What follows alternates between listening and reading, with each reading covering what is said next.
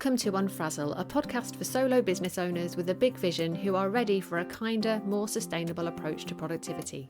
I'm Louise Miller, and each week I share bite-sized insights to help you step away from the hustle, stop faffing and stay focused so you can make your brilliant ideas happen and make a bigger impact in the world. Before we dive into today's episode, if you enjoy what I'm sharing here on Unfrazzle and you'd like to support the podcast, you can buy me a cuppa by going to buymeacoffee.com/Louise Miller and making a one-off donation. I'll pop a link to that in the show notes. Okay, grab yourself a cuppa and let's get started. If you've ever wondered why your business bestie can show up on camera with very little prep and be utterly captivating when it takes you half a day to record a 2-minute video, or why some people are so great at connecting people but you have trouble staying in contact with the people you meet, or why the person you admire so greatly seems to come up with new and innovative ideas every 5 minutes when you're more inclined to go deep on one thing, this episode is for you. Today I'm going to be talking about wealth dynamics. So first thing, I want you just to ignore the name. Wealth Dynamics is not a great name, so let's not get too fixated on that. But Wealth Dynamics have been very impactful in my business, so I wanted to tell you a bit about it today. So the idea behind this is that it will help you find and follow your flow so that you can succeed in a way that feels good and easeful for you. It's a profiling system, essentially, a bit like Myers-Briggs and the Enneagram and all of those other profiling tools. And it's designed to bring you clarity and direction so that you can focus your efforts on the things that will actually work for you and stop wasting your time and energy on things that aren't such a good fit. So the reason that I'm sharing this with you today is because it's a really great reminder that we can't all be good at everything. And that when you hone in on your own superpowers instead of trying to copy everyone else, that is when you're going to build momentum and see real progress in your business. So Wealth Dynamics will help you understand yourself better. It will explain why certain things can feel like pulling teeth for you and suggest where to put your energy to get the best results. And it's also really good at helping you see where you might need support.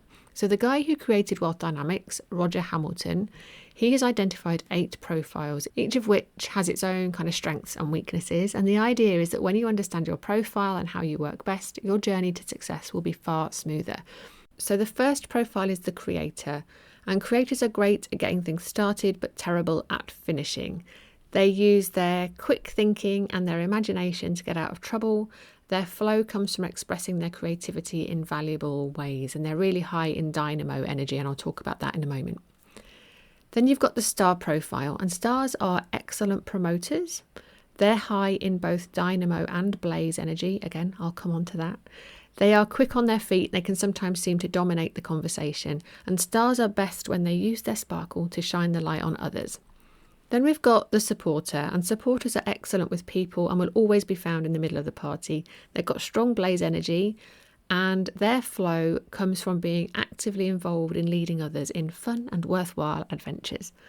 Then we've got the deal maker. They're strong in blaze and tempo energy, so they're down to earth. They have a strong sense of timing and loyalty. And they're best when they're connecting people and ideas together for everyone's benefit. So they're really great connectors. Then we've got the trader. So traders have their ear to the ground and they've got strong tempo energy. They're quiet by nature and will often only share if asked. And they find their flow in keeping the peace and keeping things on time. Then we have the accumulator profile, and this is me. Accumulators are excellent project managers and researchers. They've got really strong tempo and steel energy.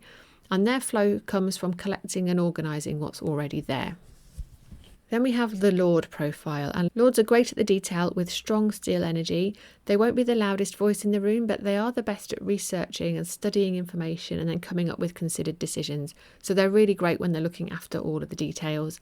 And then finally, we've got the mechanics. So mechanics are the best at completing things. They're really high on steel and dynamo energy.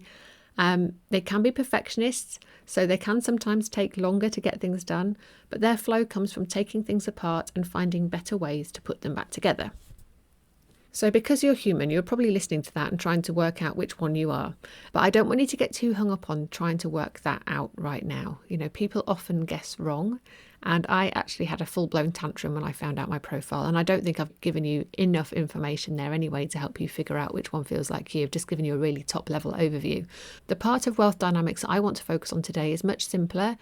And I hope that it will be easier for you to see where you sit, even if you don't take the full Wealth Dynamics assessment. So imagine those 8 profiles are positioned around a square. Now, each side of that square represents a different energy. And those energies are dynamo, blaze, steel, and tempo. So when you take the assessment, you receive a score across all of those different energies so that you can see where you are naturally strongest. And people with a lot of dynamo energy are energized, dynamic, really great at getting things started, but getting things finished can be a challenge. And those who have lots of blaze energy are passionate, outgoing, great at networking and meeting new people, but can be easily distracted from the task at hand. So people who have lots of steel energy are orderly and systems oriented with a really good eye for detail, strong at completing, but can find it difficult to start new things. And folks with strong tempo energy are compassionate, great team players and reliable at getting things done. They're really great at seeing the wood for the trees, but sometimes can miss the big picture. So I know that some of that might seem a bit abstract, but hopefully you're seeing how the 4 of those energy types, when combined, would make a really well-rounded person who's great at starting and finishing, is great with people, brilliant with systems, great at spotting the detail, and will reliably get things done. But here is the thing. It's no surprise, I'm sure. It's extremely rare to see all of those attributes equally distributed in a single human, because we are all far more likely to lean one way or another. So, for example, when I did my profile, I came out at 44% steel, 36% tempo, 12% dynamo and just 8% blaze, which explains why, even though I love people, I find building and maintaining relationships can be quite challenging. So let me give you a few quick examples of what that looks like in practice and how I've built my business in a way that suits my profile. And hopefully that will inspire you to think about this for yourself as well. So firstly, the fact that I'm so strong in steel and tempo means that I am definitely the person you want in your corner if things feel chaotic. And if you need someone to help you create order, keep an eye on the detail and help you finish things. And I think the tempo side of that, that speaks to the kind of compassionate way I approach things. I'm hopefully quite warm, non-judgmental, all that stuff that comes into the tempo energy. So that bit I think seems fairly obvious, right? The energy types that are strongest for me are the foundation I've built my business on. The thing that I'm selling, the way that I help people is beautifully aligned with that.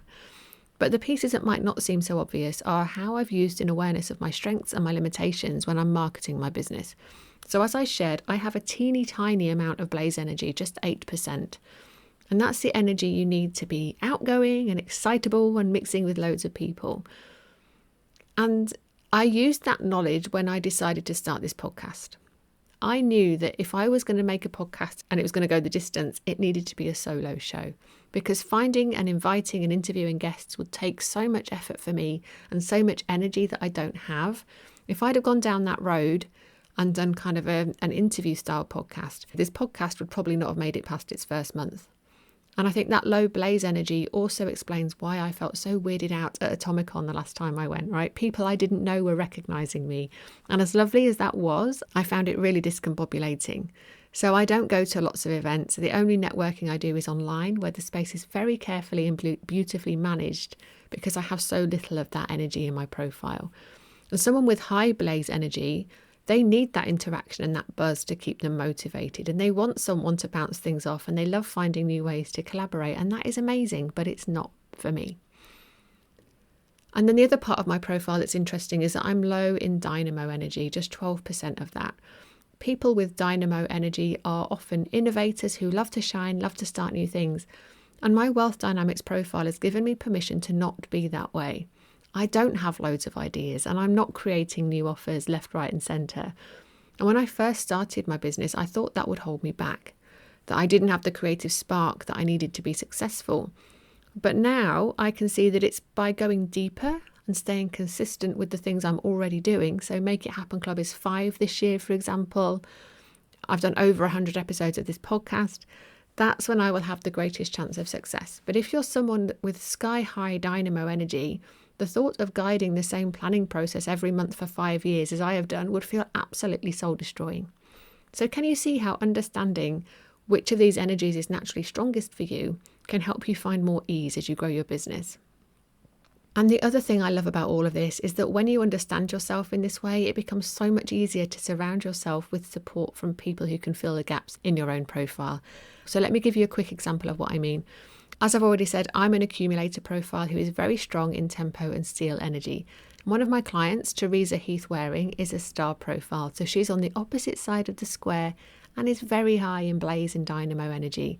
And after she took the assessment, she sent her results over to me and we had a good giggle about it because it was a perfect match. If we put our two charts on top of each other, they evened each other out. I provided the steel and the tempo that was missing from her profile, which I think is why we've been working so well together for 2 years now.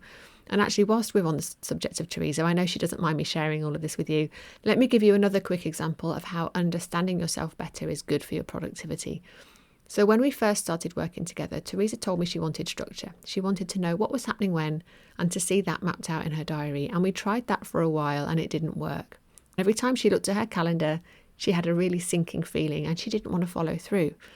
And then she took the Wealth Dynamics assessment and it all started to make sense. So one of the things it says in her report is, lock a star in a fixed plan with no variety and don't expect them to shine. She had asked me to help her find a structure because she thought that's what you should do if you want to be more productive. But actually for her, it was counterproductive. Which brings me back to the main reason I'm sharing all of this with you. It's not because I'm an expert in wealth dynamics, because I'm not. And I will share a link for you to take the assessment, but that's not an affiliate link. I'm not going to get anything if you go and take that assessment. I'm sharing this with you because it highlights the fact that we are not all wired the same, that there's more than one way to succeed, and that what's in flow for me might not be in flow for you. So if you get too hung up on the idea of how a productive person organises themselves and how they behave, there is a good chance that you're slowing yourself down.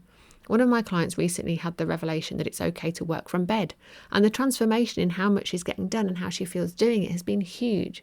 So instead of looking at other people that you see being productive and trying to emulate them, it's a far better use of your energy to consider what's in flow for you, what feels good and what conditions you need to do your best work. So pay attention to those things and you'll be well on your way to finding more ease. And profiling tools can be a really great starting point to help with all of that. But please don't underestimate what you already know about yourself. Like, taking the Wealth Dynamics assessment isn't cheap. I am going to include a link to that in the show notes. It is an investment. And whilst it did make a big difference to me, I realise it may not be accessible to everyone. So if you don't want to take the test, if you're not in a position to take the test, that's okay. I just encourage you to think about what lights you up and what feels like wading through treacle. And what if instead of trying to fix any of that, you accepted that about yourself and found ways to work with it? And as always, I hope that this helps and I look forward to seeing you again soon. Thank you for listening to Unfrazzle. If you enjoyed this episode, please share it with a friend who needs a dose of calm productivity in their life. And I'd love it if you could leave me a rating and a review, as that will help more people discover this podcast. If you'd like to hear more from me to help you stop faffing and take back control of your time, you'll find a link to join my mailing list in the show notes, and I would really love for you to join us. So thanks so much for your support, and I look forward to seeing you next time.